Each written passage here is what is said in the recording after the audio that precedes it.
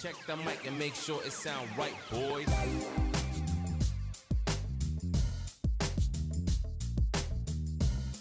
Hi guys and welcome to episode 6 of Unjaded. As you can tell, مثل ما بيقولوا, let me address the elephant in the room. We are in a completely new set, a different set.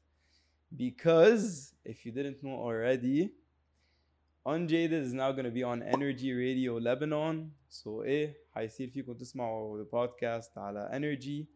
انتوا بالسيارة بتدوروا radio and you listen to the podcast.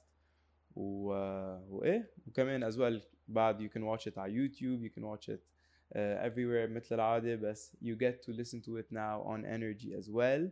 And we're filming now in a new set. صار عنا our own Unjaded set best studios and NRJ. So thank you so much NRJ for this opportunity. Love you all, and this wouldn't have been possible بلاكم guys. So Unjaded, thank you so much for everyone who has been watching. We have only done 5 episodes till now, and we're already getting better and better every episode. So Unjaded, thank you guys for subscribing, for all the support, for all your messages. And today we have a very special guest. Awachi, she is our first female guest. We had to have a female guest after 4 guys, and we need some equality here. And she's a very special guest. This guest has conquered both YouTube and TikTok. She's the CEO of Sabah Kher. Oh my God, should I walk in now? Yeah, and she's my classmate from school, which you guys probably didn't know. That's true. Linda Christina Karam, welcome to Unjaded. Oh my God, thanks for having me. Oh my God. Okay. Hi. Linda. Yeah. I'm pretty sure they're shocked to know that. I don't think they knew that we went to school together. We were in school together since grade 9. You moved to... When did you move to Sabah? Okay, so I changed schools a lot. Yeah. In Lebanon. Mm-hmm. And I came from the States. Okay. So I went to Sabah in grade 9. Grade 9, okay. Yeah. Yeah. In grade 9, I was in Lebanese program. Then I switched to grade 10. Yeah, you switched. And that's when we were together in class, and we graduated 2017. And then you went to IB? You did IB, right? I did IB. Okay. I passed through. I did Lebanese, then American, then IB. Yeah, you tried everything. I tried everything. Okay, perfect. So, how are you? It's been a while. I'm good. 5 years. And guys, it feels like it hasn't been that long, but it has. Because 2 years of COVID, I'm 23 now. You're 23 as well. I'm 23. Yeah. Like, don't you feel like you're 2 years younger? I definitely feel like once I graduated high school, like I just stopped there. But yeah, so much has happened since then. It just feels like time is passing differently. I don't know. I don't get it. 5 years. Yeah. Easy. And I don't like when I see my Snap memories, because I love saving memories, very sentimental. I'm just like, that was 5 years ago. It's crazy. Prom and grad and all that stuff. And we ran into each other the other day. Guys, which was a coincidence. Like, I probably have seen you at maybe like 2-3 places in public in the past 5, or maybe less, maybe like just once or twice. I remember once, maybe in Faraya at like a random party. Remember? Really? Last summer. No way. Last summer in Farah. It was in Farah. Anja? Yeah, I remember. Oh my God, I have bad memory. And Lina Azar was there as well. It was the first time I ever see her. She's amazing. I love her. I love her. She's the best. Yeah. That's like the 3rd podcast she gets mentioned. Really? Because everyone loves her. She's the best. Yeah, I don't know where to look. Okay, so I look at this camera. This one's yours. So we're in a full-on studio, and I wasn't prepared for that. I wasn't prepared for this either. This is my first time. And I'm not gonna lie, I was a little nervous to be on here. I don't usually like do stuff like this, so it's my first time, and I thought, why wouldn't I do it with you? Oh, thank you so much. Yeah, it means a lot. I feel like it's comfortable. And really, Anja, thank you so much for coming here. And the thing is that we haven't seen each other in or haven't really spoken like 5 years, so like it's as if we're gonna do the catching up here on the podcast. I know, it's perfect. We wanted to catch up before. I was like, no, maybe let's keep it to the let's not see each other, talk to each other. It's gonna be it's natural, just 2 friends catching up. And so we're like, okay, graduation happened, prom happened, and then what happened? Okay, so I really thought that I was gonna study in the States. Okay. And I think I was like, that's all I was planning. I was applying, and I don't know why I just keep on applying places, and I ended up staying here. But it happened for the best, and I'm really glad. I ended up graduating recently and everything. So yeah, graduated high school. Why didn't you ended up staying in Lebanon? Why didn't you end up traveling? I feel like my family wasn't ready for that, and I am close to my family, so it was like me just trying to be an adult, and my parents like not ready for that step in my life. And I guess maybe subconsciously I wasn't really ready for that either. So I ended up staying here and went to LAU and graduated from there. So it was a really good couple of years, even though half of it was locked down, which that time in my life is very confusing. But I mean, we all went through it. Everyone. It was insane. Yeah. Did you enjoy LAU? I did. I feel like I really tried to make the most out of it. And I always think like how differently my life would have been if I ended up leaving for university. Exactly. Versus how it is now. But I feel like everything kind of happened the way it should. I feel there was so much learning inside uni and outside uni, like in my own life. So a lot of growth because so much has happened. Like now everyone's leaving because of the situation, but when we graduated 2017, it was like still normal Lebanon.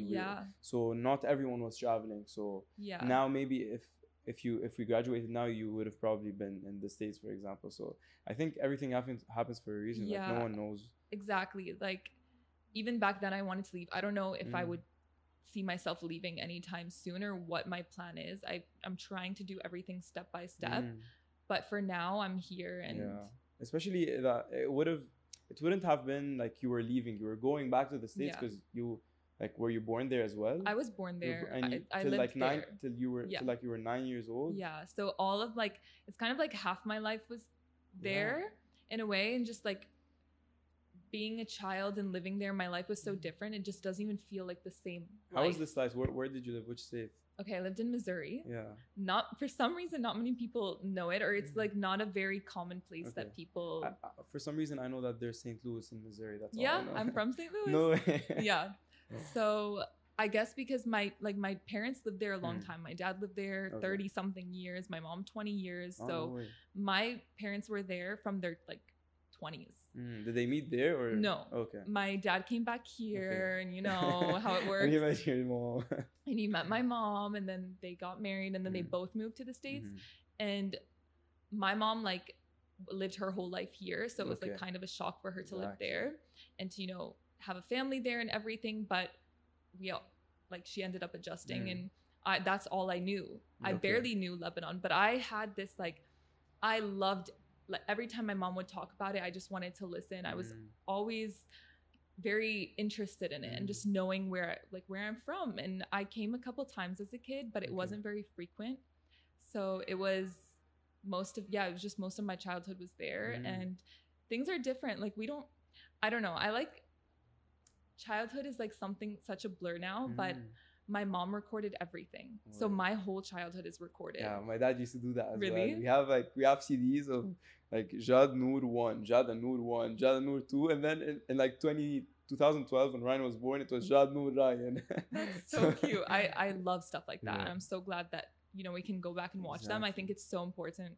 And like now with social media, like it's so much easier also to film. So my mom was using those like cameras, like zooming in, and it's like out of this like, one with the pop out but I just love that. And so I look back at that and I'm like, oh, like this one's like Halloween, Christmas, Easter, like all as a child. And you recently posted a TikTok about like looking through old pictures. I got so emotional. Like literally I was like, I need to film this. Like I know I haven't been posting much, but it was in my drafts, and I'm like, I'm going to post that because it was just my childhood, and I was at my grandma's house, at my teta's house.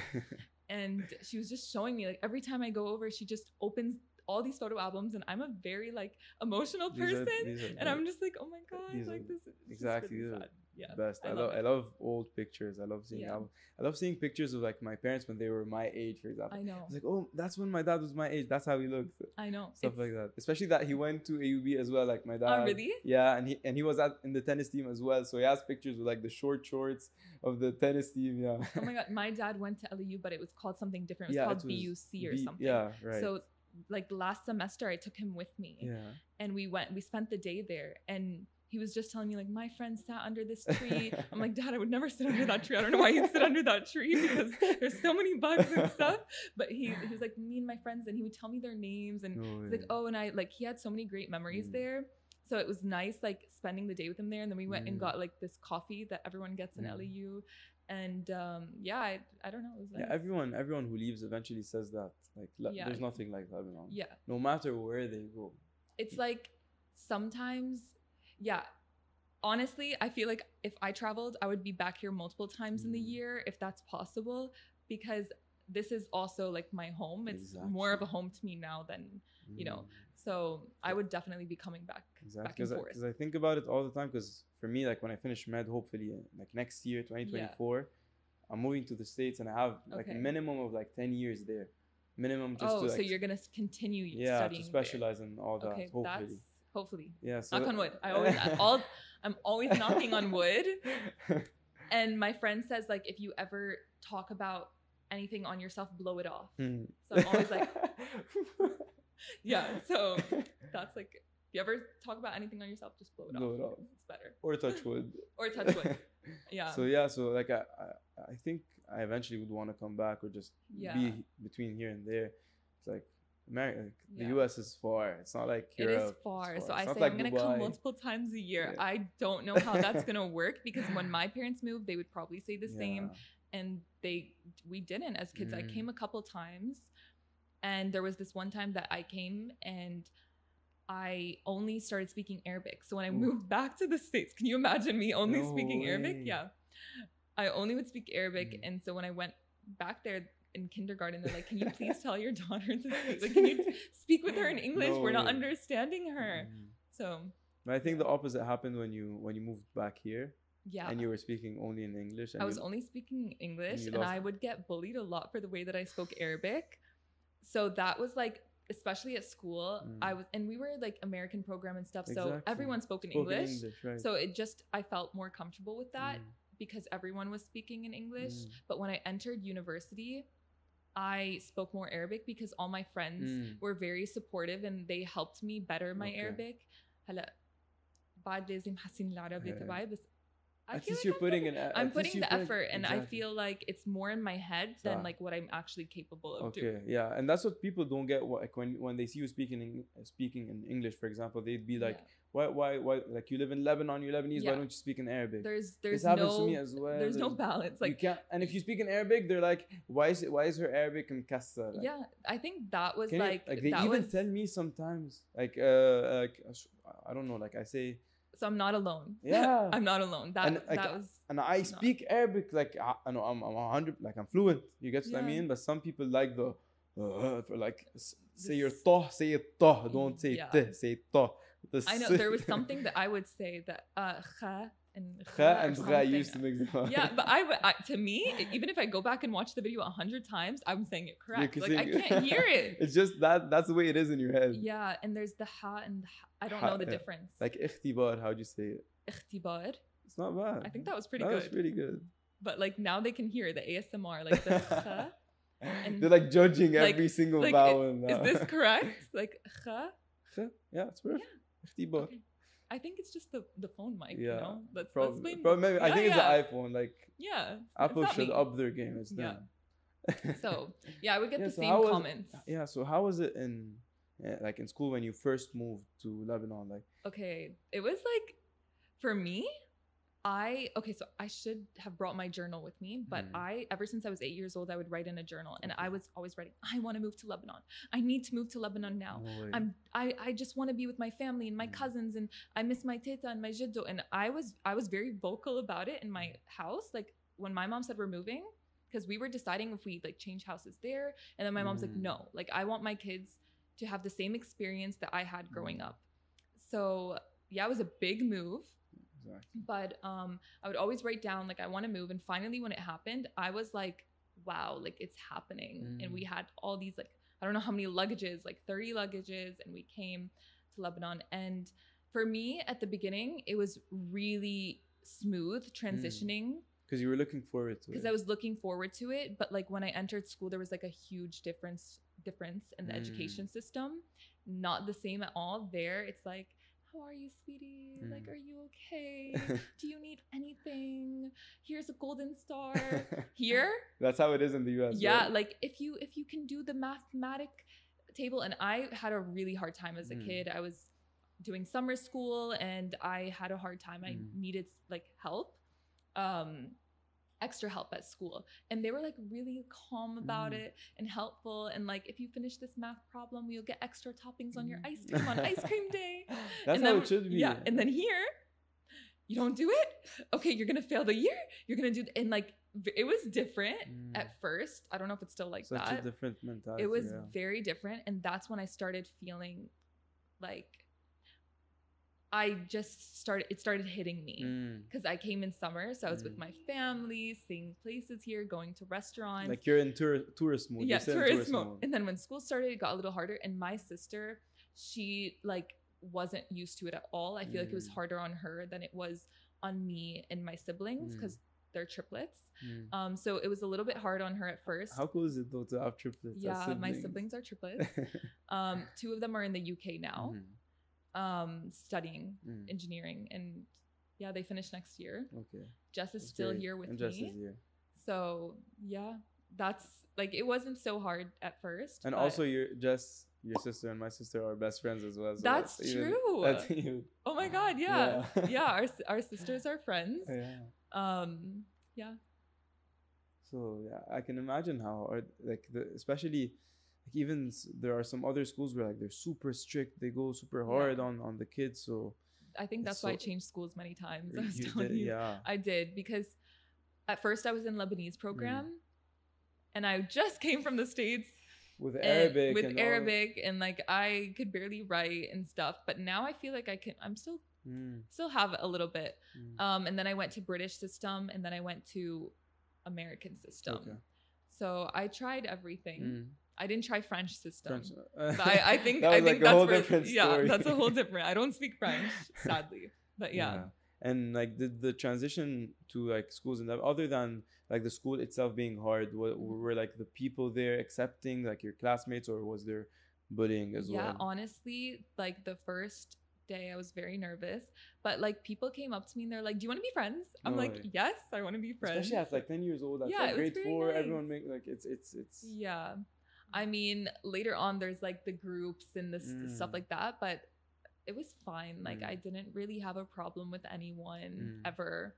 Even later on, I don't think so. I have to think about that, but I think I was friendly with everyone. I just get happy to see, like, whenever I see people from our school, I get happy to see what they're doing and like where they are now in their life. Same, like it's like many of them aren't even here in Lebanon. That's crazy. Especially in American program and IB. Yeah. Usually people who go into American and IB, they end up elsewhere. I know. Even people in Lebanese there, because they graduated and then they left. So actually no one's here from our age, because everyone finished with uni and they're working. So it's crazy. It's so weird when half your friends are not in the country. Even I met really nice people in freshman year and we're still friends till now. They left as well, and some of them left, like 3 of them, and I'm just like, no. The reason I'm lucky, because like my friends have med school as well, so they're stuck here. We're all stuck here until we're done. So but after that, everyone's in a different state. Everyone's in. I know. How's med school? It's good. You can tell from my face. No, it's good. I'm really happy, but it's just physical. It's like really physically draining. Because it's like 7:15. I'm on the floor. Okay. And then I finished like around 4 every day. And then if you wanna go to the gym, you'll sacrifice studying. So it's like I'm trying to balance it out. Yeah, but, I can see on social media, because I'm still like I'm still on there. I'm seeing what people are up to. Yeah. But you're doing amazing. You're the way that you're doing everything and managing your time. I think that's the most important thing, like time management. You can get so much done if you I always write a to-do list. If I have a day that needs to be like fully organized. Fully organized. I will make a to-do list with the timings and everything. Wow. The only time I actually have a to-do list is when I have like exams and like I don't know how to manage my time. And I have like so I have an exam called the step 1 exam for me to do my residency, which is my like in the US. I have to study for that, and that's like a 6-month period of studying. So for that, there's like a website which tells me what to study every day. Which is great because I'm actually like, even though people tell me how do you manage your time, I'm actually bad at time management. I just do whatever is important for today. Like today I don't have to study a lot, so I can sacrifice. I can go to the gym today. Okay, I'm good. If I have a lot to do for studying for med school, I stop that. I focus on that. If I'm chill with both, I have time to work on the podcast. So I mean, that's like, it's good that you're honest about that, because so many people like they'll think that, you know, so many people cover the reality of things, and I feel like it's so important to just show it as it is. If you had to skip out on a couple of things just to like manage your studying, or you didn't have enough time to study, like it's nice to say that because you're not alone with that. I'm sure there's other people that relate. You're right. So it's good that you share that. Everyone, it's really nice. Everyone's like this toxic, which is unrealistic. Everyone is like 4 a.m. alarms, wake up at 3:30 a.m., be at the gym 3:45. Like I tried that, and I was doing that for a while, and I feel like sometimes I look back at my content, I'm like, was I like, nothing that I post is not genuine. It's really important to me. That's why I don't post when I don't feel up for it, because I don't want to post something not real to me. So yeah, there was a time when that was all of my For You page, like waking up early and do this, and it was just lockdown. I was just trying anything to like to fill up my time. So I was like, okay, I need to be as productive as these other people. And it was good for a while, and I feel like now I just have my own thing that works for me, and I just like, every time videos get too like my For You page is just filled with the same type of content, I kind of like have to skip through that and kind of change that not interested. Just use the not interested, because like just seeing the same thing every day kind of like it influences you. So you have to be really careful what influences what you're you, watching. You are before they were like, you are who you spend your time with. Now it's like, you are what you consume on the internet. You'll know me through my For You page. Exactly. Or my Explore page. It knows me better than like my mom probably.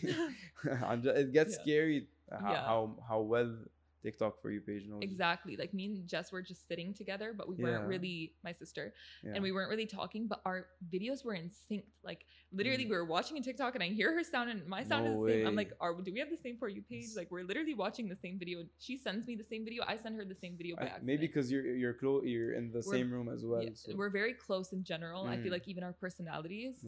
So I can tell. Like, so probably that's why. And you were on a grind. You did daily vlogs. For how many days straight? For a year. Yeah, daily vlogs for a year. Like the last.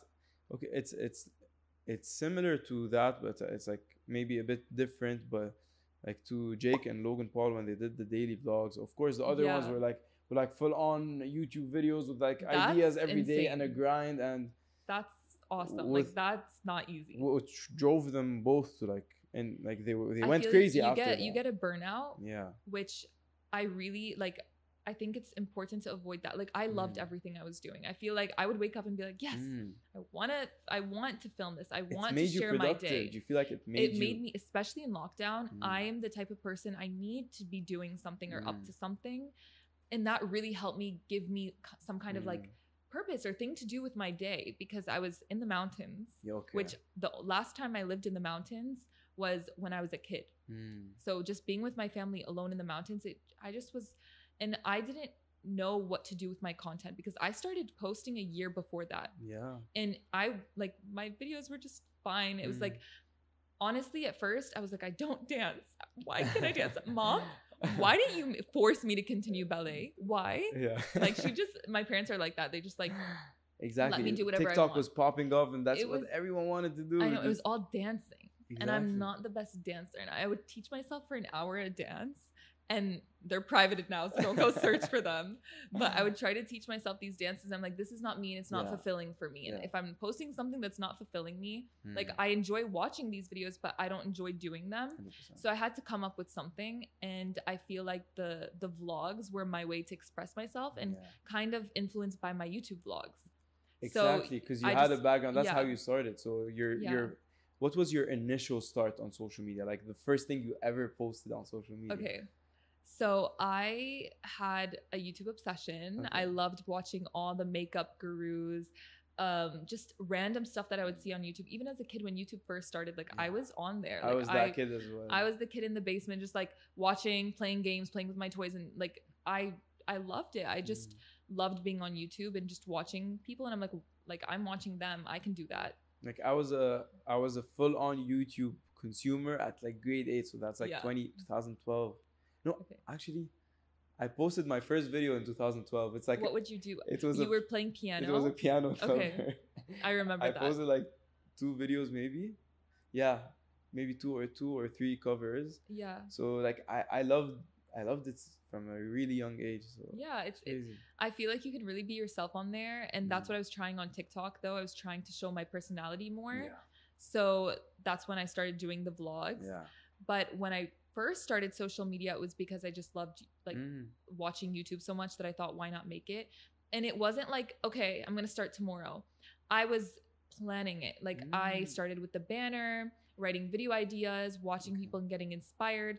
And I don't know if that was like for the best, because I feel like I was taking like influenced by different people, and I was like, now I look back and I'm like, is that even how I was? Like, was that really my like who I was? But with time, you kind of find yourself on social media, and you find your field, in your type of content and your editing style. So if for anyone watching this, if they ever want to start, just start and see where it takes you, and you're gonna find yourself on it.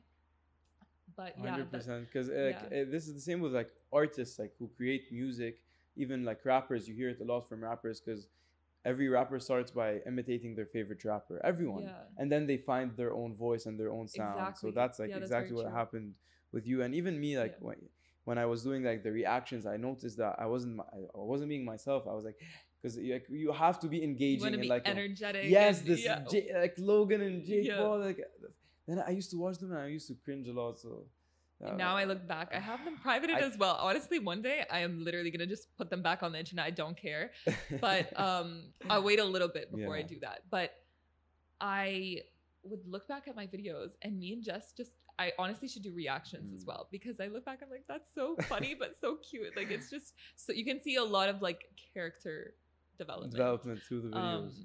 Exactly, like when I watched it, because I knew that the audience would want this. Because a reaction video to a music video, you need like, because that's what they want. They want the, oh my god, that's insane. But that's but I watched, and that's not you. You get what I mean. But it takes time, I guess. And I started when we were in school. Yeah, I remember when you started. I started, and no one was doing that at all. It wasn't very common at first, but like I was like, wow, because I loved YouTube. Like I loved YouTube at the time, and I was like, okay, wow, she's actually doing, and you were actually getting views relative to like not YouTube at the start. Time. Yeah, okay. Not at the start, but eventually, I feel like I found my, like whenever I would talk about life in Lebanon, that kind of like grew my audience to not only Lebanese people, but to Lebanese people living abroad. Okay. So that was really cool. It just kind of made a community. But not everyone at school was supportive. Really? Yeah. Like I wasn't in your class when these things were happening, but I actually remember, now that you say that, I remember you posted something on your Snap story once, because I was going through my Snap. I don't open Snap a lot, but recently I opened the app, and I found like our chat. It was an old chat, and we have a chat. Yeah, we have a chat, and you were like saying something about like I don't care what from now on I don't care about. Something like that. I don't care, but I'll try to show it to you after we finish. I just remembered. You were saying in the video, like, I don't care about what you guys think or what anyone thinks. I'm just going to do what I want. Something like that. So it's actually nice. Oh my God. And then I was replying. I was like, yeah, just do it. Just do what you want to do. Just keep going. Thank you so much. Yeah, I don't remember that. Please send it to me. I'll show it to you when we're done. I just remembered that. It wasn't just like this. Yeah, how was it? Honestly, I went into it with a lot of confidence, and I feel like that's what made me consistent and continue, because a lot of people had things to say, and not only students but like teachers in our school. What were teachers? What were they saying? Apparently I wasn't in the class, and a teacher put my video and was like making fun of me in a way. And I found that out later. And I'm like, that's like kind of that's like a different level weird. of bullying. Yeah. Especially when it's someone older. Like, okay, we were what, grade 9, 10. Okay, at 10. That was in grade 10? Yeah, grade 10 I started. I was 16. Oh, you started in grade 10? Yeah. No way, I thought before. No. Okay. Grade 10, I think. Yeah. 2015, I think. Yeah, that's grade 10, right? So, yeah, I would get like some like, I don't know if it was like bullying or what it was, but it just didn't faze me, and I didn't really care. I just took it as more motivation. But did it really like I of course, like anyone, I say that anyone who's on social media, they have to be they either build it with time, or they have to be like, I don't care about what anyone's gonna say, because I face that as well, especially like in medicine, when like, okay, you're gonna be a doctor, or you're also doing social media, you're also on TikTok, whether it's like I hear it a lot, like when people actually get to meet me in the hospital, now that I'm in the hospital, people who are older than me, and they hear that there's this guy who posts on TikTok and he has a podcast and he does social media, and then they eventually confess, and they're like, I had a different idea about you, and then when I met you, okay, it was different. You get what I mean? I've heard that too. Everyone has this presumption about you, that they judge you before because oh, he's on TikTok, she's on TikTok. So I mean, honestly, I don't like to let it get to me. And I feel like back then I had more confidence than sometimes I do now. So I look back at my younger self, I'm like, wow, like you really I want whatever you're on. I want whatever she was on. Because now I actually sometimes do get affected. And I'm not going to lie about that. Like some people have really harsh things to say. Yeah. I try to avoid reading that. I mean, on YouTube, mostly the comments are really positive. On other platforms, sometimes there could be more negativity, which especially TikTok. So yeah, easy, I just feel like because like YouTube, they're going to watch your video. No one's gonna go and spend like 10 minutes to watch a video just to leave a hate comment. When it's on TikTok, you're being imposed to that person's For You page because you're popping. You get to the and they're seeing. To me, any hate comment I might see on anyone's page or on mine, thank God they're like, I have them every once in a while, but I think they're maybe less than the usual. But if you go back to the root, they're just reflecting. It's like they're reflecting on their insecurities or on something you have that they don't. Which everyone kind of in a way can have their insecurities, but just projecting it on other people, I just don't think it's a great output for anyone. And I think like if there's something on social media that makes you feel that way, you need to turn it off. Exactly. You need to get that out of your life, because it's not good for you. Like sometimes it's not only young people. I don't know why there's always this idea that it's young people that are like commenting things like this because they're young, but no. Yeah, it's like sometimes 20s adults, and 30s. Like it's adults, it's men, it's women, it's like it's anyone. Yeah. Like why does she, it could be, first of all, why does she speak English so well? Why is she speaking in English and I can't understand what she's saying, and she's Lebanese? It could be, why is she prettier than me? Why? It could be a guy saying, why is she prettier than my girlfriend? It could be anything. It could be, why do guys actually think that? It's I want to know. It's happened, like someone do I want to say it? Like I've heard someone tell me that they used to tell a guy they used to talk to that you should try to be like me. So that's why the guy hates me. You get, so the girl would tell a guy you should be like Jad, and that's why the guy hates me. Something like that. And she like probably like she would send him my videos. Oh. So that's no, that's okay. So obviously the guy is gonna end up hating me and probably just starting a fake account and leaving posting some hate comments. Yeah. So it's always like, and especially now, given that everyone is going through a hard time in Lebanon, it could be that you're just posting your life and that's the way you live. You're driving your car, you're going to the places that you go to, and you're not trying to show or prove anything to anyone. You're just documenting your life, but they would see that I can't live the life that she's living.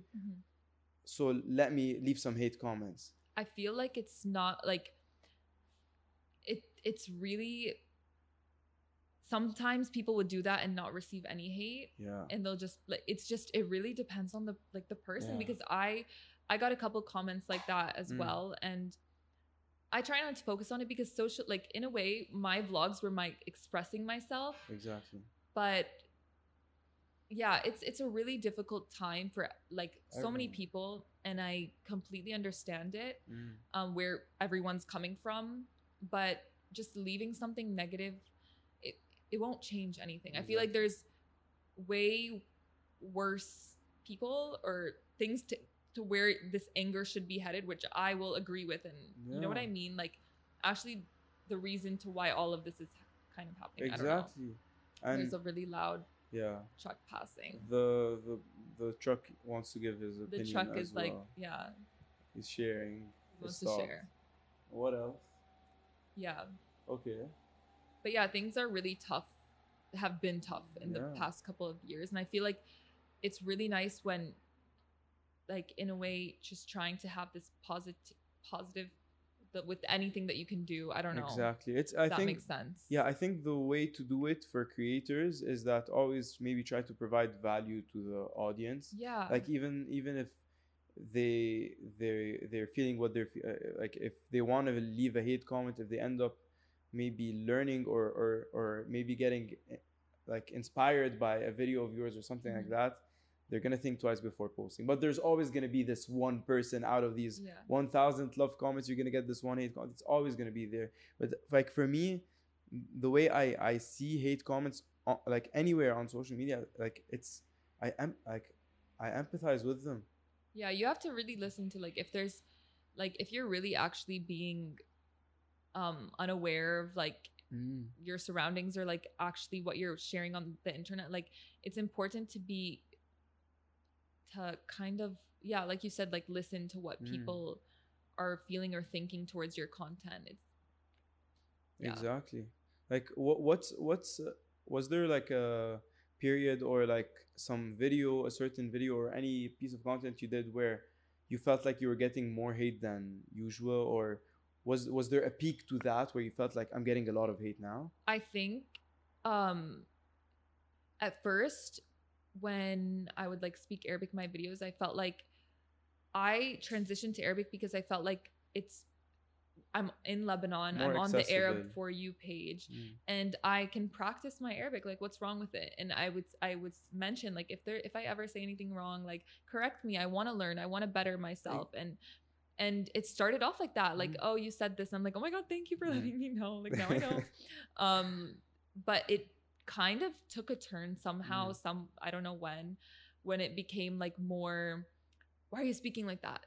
Don't speak like that. Don't like, it just became like aggressive. I don't know. But I just tried to ignore it. But recently I've been posting in English because I'm like, that's what you're comfortable with. I'm comfortable with it. But just like now, imagine you're doing the podcast in Arabic and you have to think 3 times before you speak every word. You won't be like, you're gonna deliver the content, but it won't be to the best, because that's just what you're comfortable with. You're comfortable with It's just how English. I grew up. Even in my house, we speak in English. Okay, my parents speak in Arabic. I respond to them in English. Like, it's just what I'm comfortable with, even speaking with my siblings and stuff. Exactly. So I think that was like just mainly what the comments would say, but there was still a lot of like nice ones at the same time. But and it's not like you're not saying like EU Arabic, I don't like no. it's not no, it's just like you're actually putting the effort, and when I speak English, like you said before, it's like, why are you speaking English? So at the end of the day, you just really have to do whatever suits you and works for you.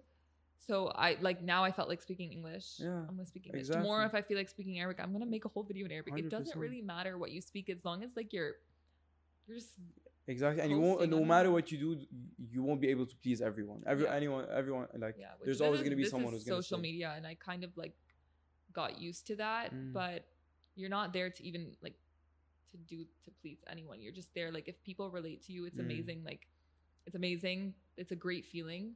But if you go, like, if you're gonna start changing yourself for what's like on, like, for social media, I don't know. Just be yourself, and whoever likes it likes it. Definitely. Always just stay true to yourself, and people are gonna love it. But I feel like social media isn't like I am also like kind of a private person as well. Like I'm not everything. It's like the best of both. Same.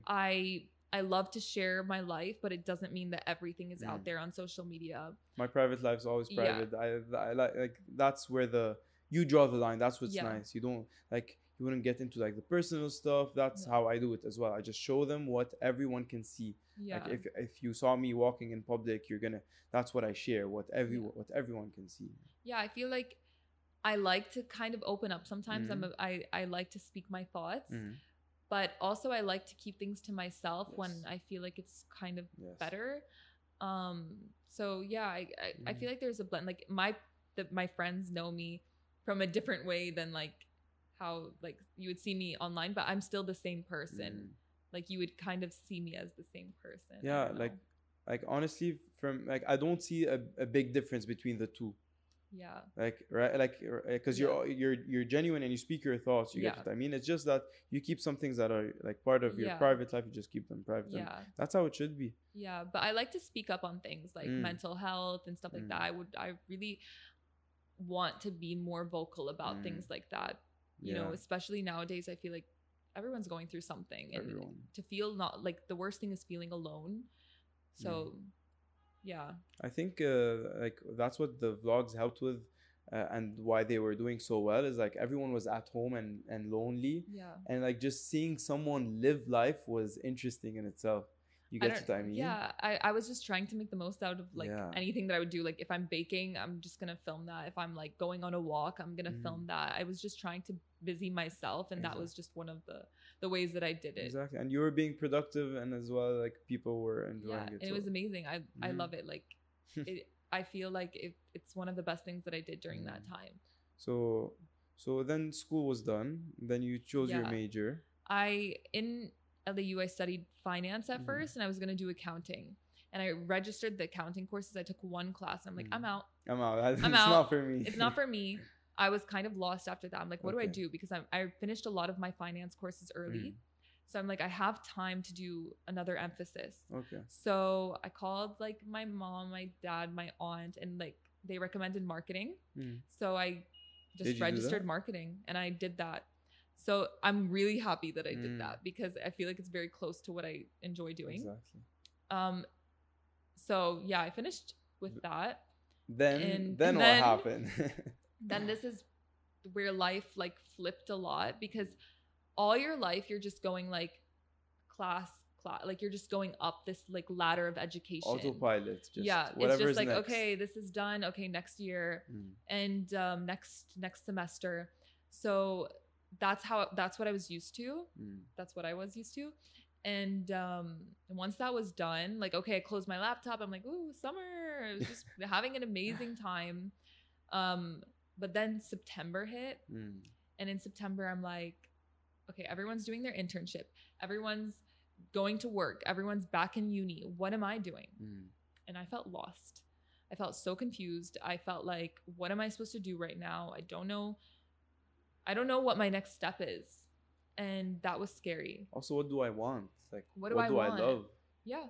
And I felt like, okay, I entered university and I did this major, but that's not like I don't want to just stick to that. I want to take that and do something with it. So I spent a lot of time in my room researching what I should do. Like my friends started their masters, and I'm like, should I research master programs? Yeah. And I studied for this business exam because I wanted to do like a master's program in digital marketing. And that took like 4 months. Like that was, I was just studying for that exam, stressing more than studying. Like literally it was just on my mind. And so I was studying for that exam. And then at the same time, I was doing an internship. So I was learning, like I was just gaining some work experience, and that was really interesting. But it's still like all of this was just not feeling like me. Okay. And that's like, it was just like every day I'm doing something that doesn't feel like me at all. It was just like, I'm doing this to do it. And like, what am I gaining? Like, what am I fulfilling for myself? Which obviously I'm in my 20s, I'm learning and I'm growing. Like, you're not going to find yourself immediately. I think everyone can relate. And that's what's really important. Like, you won't get it from the first time. Yeah. That's how it was. And I applied, I got accepted to this program out of the country, and I was like, okay, like, do I really do this? Like, do I really want to go back into the education system right now? Like, am I really ready for this right now? So I changed my mind. I didn't do it. I was also offered a job. I didn't take the job. And I feel like all of this was for the best for me, for everyone, in general. It was just the best. And I was back at zero. I'm like, okay, what now? And I don't know how I got this idea. I'm like, why don't I just go back into film school? Because when I first went into LAU, I was planning on doing film. And when I wanted to go to the States, it's because I wanted to do film. But things changed. I don't know how I switched majors back then. It worked for the best. Everything did. But I decided to re-enroll myself, and I took these film courses, which was so interesting, so random, but also not random. And I took all the classes that I was always passionate about, and I made the most out of that semester. Learned a lot, was on so many sets, made my own short film, which, like, just seeing this equipment just reminds me of doing that because I had to work with so much equipment. So yeah, that's what I was doing for the last couple of years. And now I'm like, what do I do now? So I'm back. It's okay. It's like a whole thing. Exactly. So if anyone's experiencing that, I completely understand how it feels. But do you plan on releasing the short film? Honestly, I don't know, because the way I edited it in a way was because we had to screen it, and it was like the professors accepting how it was, and I'm like, okay, maybe this isn't like my editing style, so I kind of want to re-edit it again before. Okay. So I'm not really like, I feel like it could be better editing wise. So I'm still, I get what you mean, dealing with that. Or maybe you can do a reaction to it or something like that. And the sound, I kind of need to work on like editing the sound, because I had someone edit the sound and it just wasn't complete. So maybe I'll like do that as well. Can you say, like, no spoilers, but what it was mainly about? Oh, okay. So it changed, the script changed a lot, and I didn't mind ripping it up and starting over again, because I was taking the story and just making it kind of better. So it was about this girl, and it kind of relates to my life in a way, where she's kind of lost, and she's like journaling and in her room and thinking. There's some nice shots, and it's about how she wants to, I don't know how to explain it, but she wants to understand what her life would have been like if things were different, or if there's another parallel universe where her life would have been different, something like that, of just like having two nationalities, but I don't specify the two nationalities, but I kind of show it with a box of pizza, which I don't know if the audience, it came across, but I tried for that. And a lot of I also was really into art direction, so I kind of decorated the room. I did the production design, and there was a lot of hidden messages in all of the design of the room. So interesting. Like, you took the inspo maybe from your own life. It was from my own life, from books that I read in school, and just random things that I kind of feel I created this character, and I gave her a life of her own, but kind of relates to me in a way. Yeah, I think you should. I think you should edit it and release it. Maybe one day. Yeah. I don't know. Yeah, but it was a great experience doing it. It could be a lot better, but for my first time, I've never I went into the semester, I did like second year courses, and I had no idea what I was doing. I just had whatever I knew from like editing on YouTube or in research, because I researched a lot, but all of like what I learned so much in this semester. And even one of the professors, he told me, he was like, wait, I told him, sorry, can I do the assignment next week, because I have my short film this week, and really preparing for that is a lot. So I really couldn't focus on anything else. It was just on my mind. But he was like, you have a short film? Who allowed you to do a short film? Why? You shouldn't be allowed to take this course. Who accepted that? Who approved that? It's like you're shooting yourself in the leg. I'm like, whoa. Like, why would he? I don't know. I don't know. But at the end of the class, like he gave us an assignment to do and I finished it. I was the first one to finish the assignment in 10 minutes because I know how to edit. And he was like, oh, you amaze me. I'm like, 5 seconds ago, you were judging me. You were like judging me and saying I shouldn't even be allowed to be here. But I guess like you just have to ignore a lot. Exactly. Yeah. So I did that and I'm done. You enjoy, like it was fulfilling for you to do It was really stuff. Fulfilling. It was a good experience, and I it's like removed. I think one of the what ifs. Like, what if I actually did film instead of business? Yeah, and I'm the type of person, I don't like having these what ifs. I like to kind of, even if it's a no, even if it's a failure, like I just want to know. I want to try it out. Do you have like now you're obviously like still in the same, like you're lost now, but do you have any plans you're looking forward to, or like is there anything in specific? Or I would just hope that I can mix like this creative side that I like loved with kind of the business side, because I feel like that's the film, like in a way the film industry, it has its business side, and I feel like I could, with distribution and marketing and financing, budgeting, I feel like there's like that's the field that I kind of would want to get into, just the mix of the two. Mix of the both. So who knows if that's, I think now in this day and age they really go hand in hand. Like anyone like marketing is all about content creation now. All businesses need to create content, and like, I feel like it kind of works, and I like working online. I like working from my home, from my laptop, from my computer, so from my phone. Like if I can do plans that, maybe now of traveling.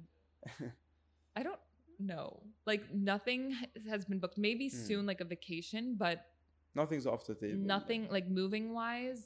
Still figuring that one out. Like I don't know. And it's not because of anything happening around me. It's just because I always kind of planned on that, but I don't know when in my life. And so you talked about like taking time off, and you obviously did after like posting a lot, like and really consistently. But like, what did anything trigger this time off? Was it this phase where you were lost, or? I feel like when lockdown kind of started to fade out and people started going out, and you know, life started to, like, it was like kind of on pause, and then it just was like play. That at that point I'm like, okay, I need to start figuring out what I want to do, and I needed some time off social media to kind of figure out what I want to do with my life. And people think that it's really easy to like be posting and stuff. It's not as easy as it looks. Like content needs editing, it needs filming, it needs so many things. It's enjoyable, but it does needs effort. Yeah, it needs effort. So I feel like in that time I needed a lot of self-reflection and seeing what I wanted to do, and I had a lot on my mind, and I feel like I couldn't genuinely put myself out there when there was so much going on in my life. It was hard for me. So I didn't want to like lie and put on, even add a new stressor, like maybe put that on pause. Let me figure things out for my own. Because I'm not the best multitasker. For me, it's like if there's something on my mind, like I need to focus on that for a little bit. And I definitely see myself being on social media, and I've been on social media for such a long time. It's like, it's not that it's stopping now, but I need this time to like figure things out in my life. So it's like a restart. Yeah, it's like a restart. And I feel like even my content, like I want to even make it, I want it to feel even like closer, as like I just want to change things up a bit. I don't know. I'm thinking about it, and I don't know my approach, but it just comes like naturally. Whatever I feel like filming, I'll film. I have a spam account, and that was really fun, and maybe I'll just make it all like that. I don't know. Maybe just post random stuff on your spam. Yeah, I loved doing that, and maybe I will. Like I really don't know. Whatever I feel like, I kind of just share, and And we touched a bit on mental health, and like how's like what part of being in this whole like social media space maybe it affects like your social, like your mental health, and like if it does, how do you cope with it? Like what's your way of coping with it? I feel like if it's, for me personally, it's like all my life I've dealt with like having anxiety, and it's really taken, like it really has been difficult ever since I was young. but I work with it, and I say that I know how, like, you never really know how to deal with it. You just know how to learn to live with it. And it does affect the things that I do sometimes in my daily life. And yeah, but at the same time, I try not to let it stop me from doing things. And social media in general, it's not like I scroll and it affects me. I just feel like spending so much time on it just in general.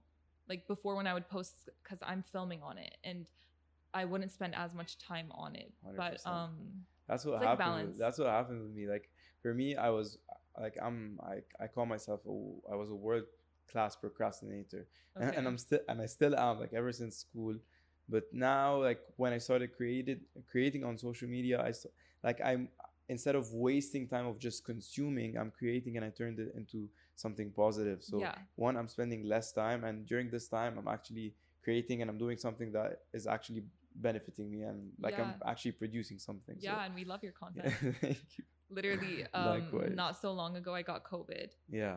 And literally, I read the CT. I'm like, don't read the CT. Don't look at the CT. But I kind of like it was 16, and I was like, what does that 16? What does that mean? Should I text John? I was like, should I text John?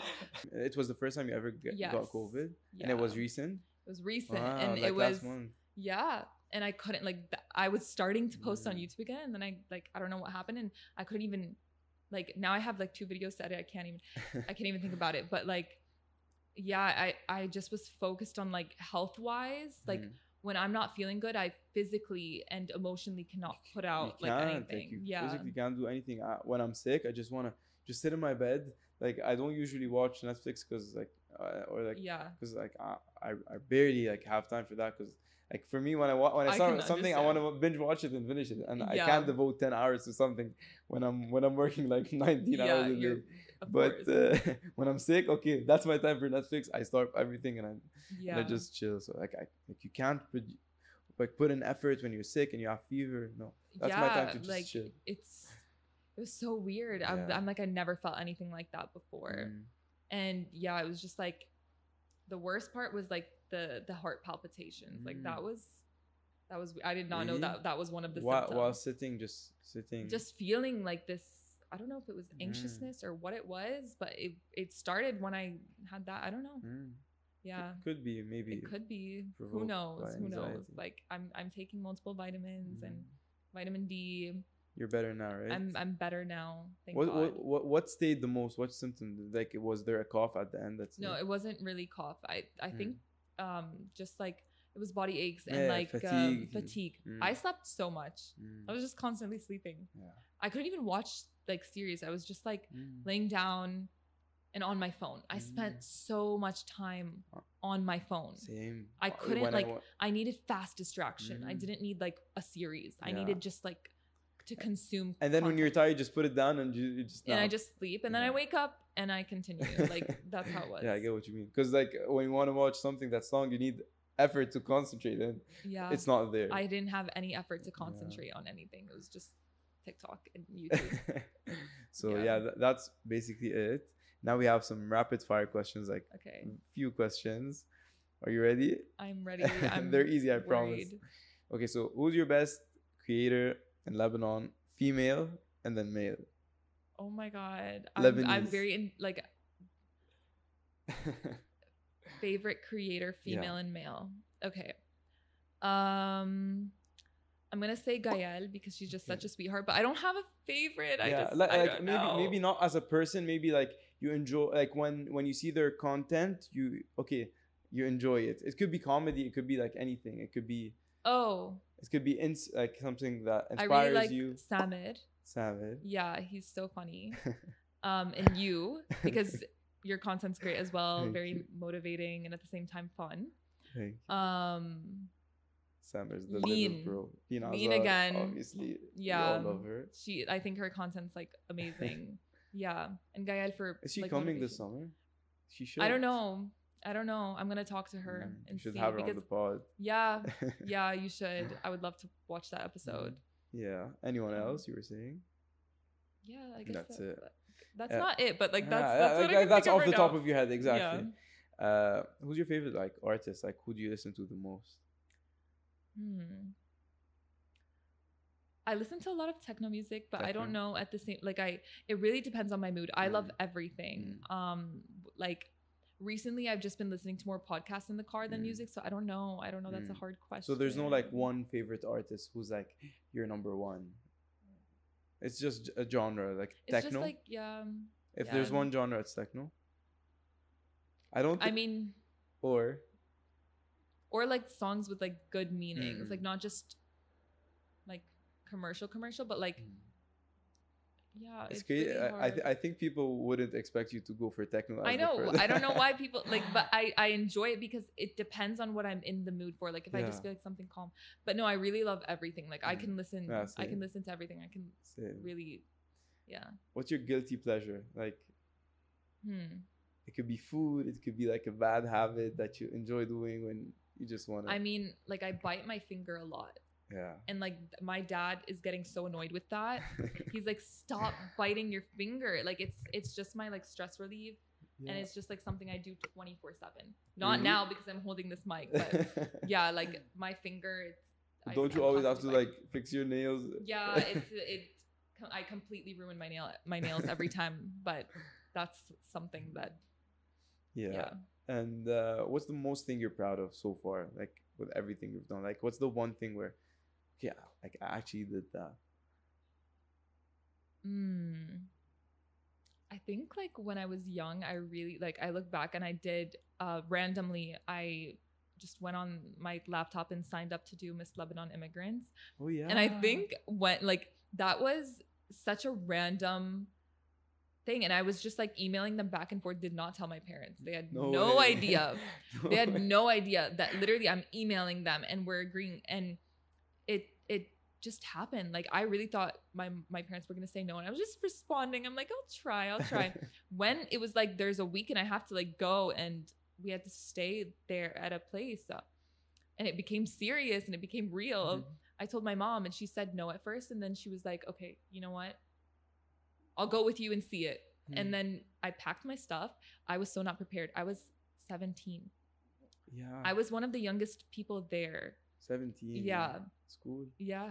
I was still in school, and I literally packed like tennis shoes and t-shirts. And no, people came in dresses, and like I really was just trying, and it turned out to be such an amazing. How was that as an experience? Like, it was such a good experience. I loved it. I till this day I'm like, it was one of the best experiences that I had. Everyone was so sweet and nice, and I made really good friends. And are you still in contact with someone who you met? A couple, like I have them on Facebook, I have them on Insta, like just a couple, but yeah, it was really nice. That's and cool. Yeah. Coincidentally, yesterday was like the next Miss like, it was. I didn't watch it, which I wanna watch it. But many memes came out of that. I know, but people are so mean. Like standing on stage. It's so stressful. It's so stressful. If you like, I'm not gonna say this because I don't want anyone to search it up because I was young, but like.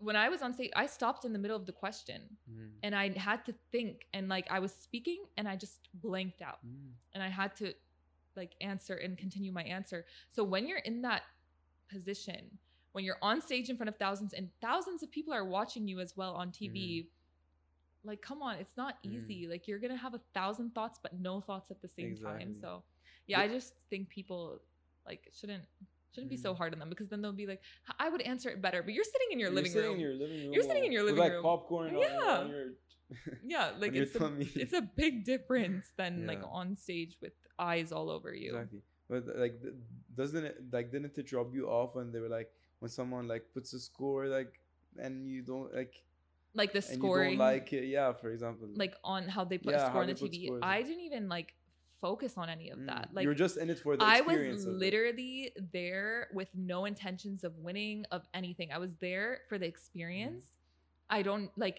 I'm just like, okay, whatever. And I just went with the flow. I didn't even think I would win anything. I did at the end. I didn't win, but I won first runner up, and I didn't even expect that. Like I remember you were first runner up? Yeah. No. I didn't even expect it. I was the youngest one there, and I'm like, everyone is stunning here. Like I really am just here to have a good time. I don't care if I don't win anything. Like you were the youngest as well, 17. One of the youngest, yeah. I think there was one other girl.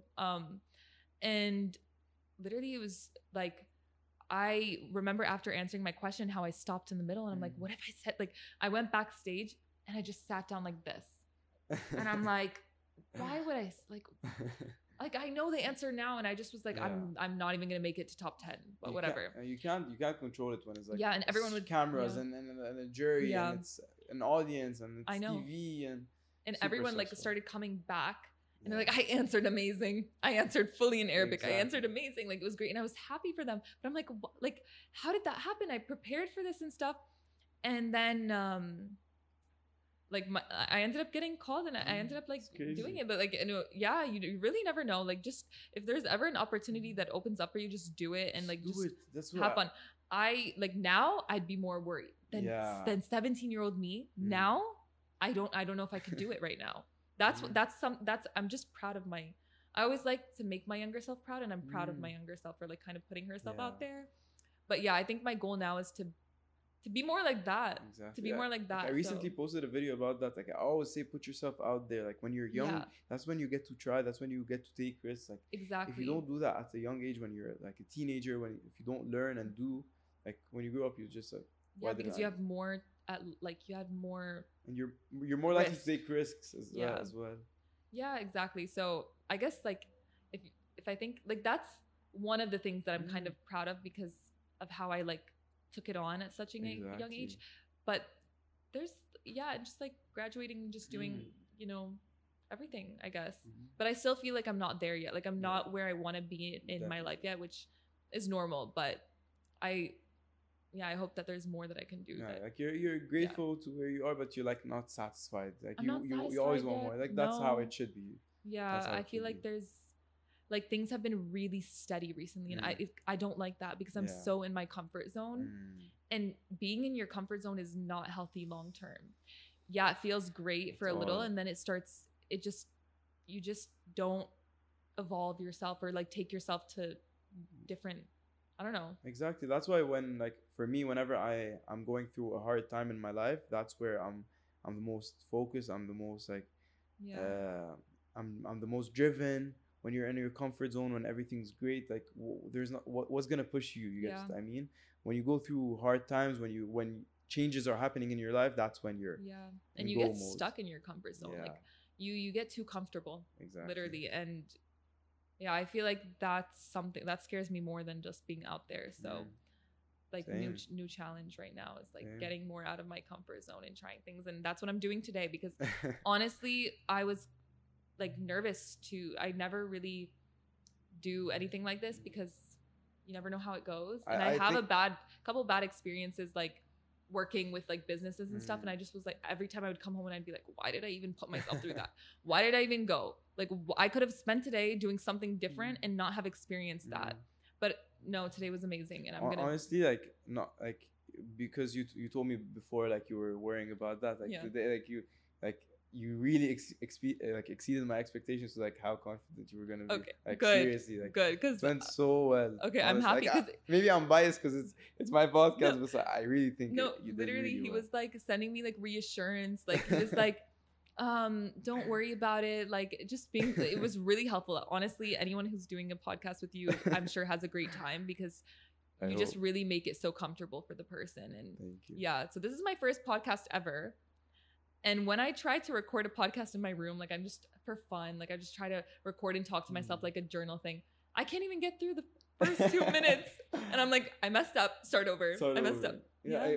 That's what's nice about when like it's a guest-based like podcast. It's like, it's just a conversation. Like it's just like, it was exactly what we talked about at the start. It's like, we haven't seen each other in like a long time and just catching up. And that's what I like about this. Like, I really like to learn from people. I really like to ask people questions. So like that's why like it really came natural to me to start this. And which it suits you so much. And I'm so glad that you had me on here. Thank you for coming here. No, thanks for having me. It was amazing. I think that's it for episode the questions 6. Weren't bad. Yeah, they were okay. Easy though. Okay. I don't usually like to go like super hard on them. And that was it for episode 6 of Unjaded. Don't forget to like, subscribe, do all that. You know the YouTube drill. Like, I used to have something that I used to say. It's like, subscribe, and make sure to leave a comment down below. Yeah, what should they see you all and next time with a new video. What should they comment if they watch till the end? Like, should we like Like comment something like an emoji or something. Like a certain like a word. Sabah al-khair. Sabah. Oh, how did I forget? Sabah al-khair. Comment Sabah al-khair if you made it to the end, and please subscribe because like only like 30% of people, like 70% who watch the podcast aren't subscribed. Are you guys really not subscribing? Seriously, like they're watching the whole thing and they're not subscribed. So no. Please subscribe. Please. I love you all, and yeah, see you in another episode of Unjaded. Oh my god, this is so exciting. Okay, thanks for having me here. Thanks for listening, guys.